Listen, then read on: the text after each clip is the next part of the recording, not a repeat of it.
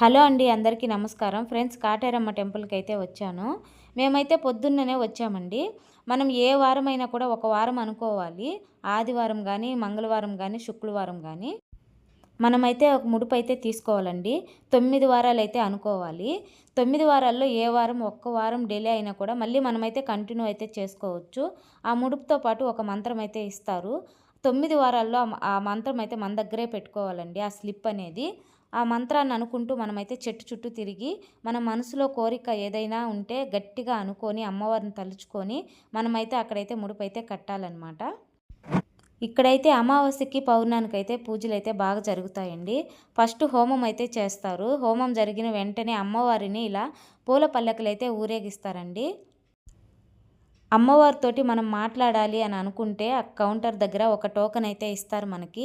ఆ టోకెన్ తీసుకున్న తర్వాత మనం కానీ సమస్య వాళ్ళకి కానీ చెప్తే అమ్మవారితోటి మాట్లాడిస్తారండి.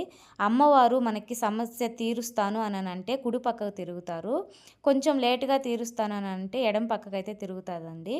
చూడండి, అమ్మవారు ఇస్తాను అని అంటే కుడి పక్కకైతే తిరుగుతుంది ఇప్పుడు. ఫ్రెండ్స్, కొంచెం లేట్ అయినా కూడా కాటేరమ్మ తల్లి మన కోరికలైతే నెరవేరుస్తుందండి. మనం అయితే మనసులో గట్టిగా అయితే అనుకోవాలి. పిల్లలు లేని వాళ్ళకి కానీ, అనారోగ్యంతో బాధపడుతున్న వాళ్ళు కానీ, పెళ్ళి కాని వాళ్ళు కానీ, ఏ సమస్య ఉన్నా కూడా మనమైతే 9 వారాలు వచ్చి అమ్మ దగ్గర ముడుపు కట్టి మన మనసులో కోరిక అయితే అనుకుంటే ఖచ్చితంగా నెరవేరుతుందండి. అమ్మవారిని అయితే ఇలా అమావాస్యకి పౌర్ణానికి మాత్రమే ఊరేగిస్తారనమాట. ఎప్పుడంటే అప్పుడైతే ఊరేగించరండి. మనకి ఇక్కడ అన్ని సౌకర్యాలు అయితే ఉంటాయండి. చాలా అంటే చాలా బాగా అనిపించింది నాకైతేను. ఫ్రెండ్స్, మీరు ఎవరైనా కూడా ఇక్కడికి రాలేదు అని అనుకోని వాళ్ళైతే ఒక్కసారి వచ్చి అమ్మవారిని దర్శనం అయితే చేసుకోండి. నేనైతే ఎందుకు చెప్తున్నానంటే కొంతమంది నన్ను అడిగారనమాట. అమ్మవారి దగ్గరికి పోతున్నప్పుడు టోకెన్ ఎలా తీసుకోవాలి, అమ్మవారితోటి మా సమస్య ఎలా చెప్పుకోవాలి అని అయితే నన్నైతే అడిగారు. ఇలాగేనండి, అమావాస్యకి పౌర్ణానికి మాత్రమే మనం వచ్చి అమ్మవారితో అయితే మాట్లాడొచ్చండి. టోకెన్ అయితే ఖచ్చితంగా తీసుకోవాలన్నమాట. ఫ్రెండ్స్, మీలో ఎవరైనా కూడా కాటేరమ్మ టెంపుల్కి రాలేదు అని అనుకుంటే ఒక్కసారి వచ్చి దర్శనం అయితే చేసుకోండి.